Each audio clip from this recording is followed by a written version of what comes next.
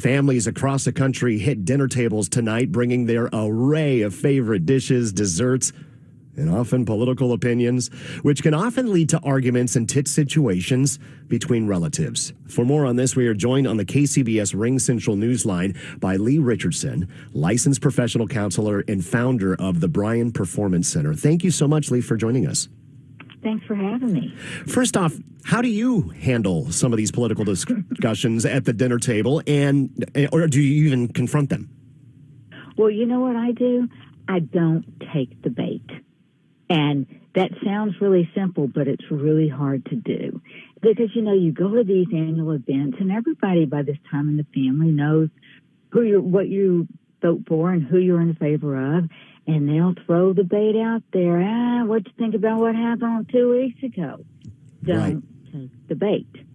You have been a licensed professional counselor for quite some time. Did you always have this issue with some of your clients coming in and complaining about relatives talking about politics at the Thanksgiving dinner table?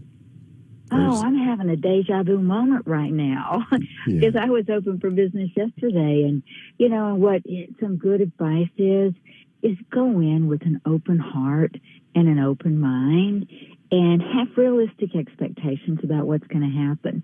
And I can remember when my family was bigger, there was one person that was my wingman, that if I got put into an uncomfortable situation, I would just give that little wave, that little finger, come here. They would come, and that could defuse the situation. But I think you have to go in with realistic expectations. Yeah, it may happen. Or let's be honest. Yeah, it probably will happen. And if it does, what am I going to do? So many people can relate. And I think, and you're so great you bring up the wing person. My wing person, and it began a couple of years ago, is my youngest daughter. She came up with an idea to come up with a list. She actually wrote it down, a list of backup conversation topics. And so if somebody started tiptoeing into the political realm, she would jump in and ask about the latest movie that they've seen or the latest series that they're binge watching. Is that a good idea? That's a great idea. That's reframing and redirecting the conversation. I don't know how old she is, but that's really good. She's 20 and she's on her way back up from Long Beach as we speak. We're looking forward to it. But if someone does insist on discussing politics, how can we do so without igniting a family feud? Or do you think we should just avoid the topic altogether? Well, those that just insist on talking about it usually make it pretty unavoidable. And, there's house rules.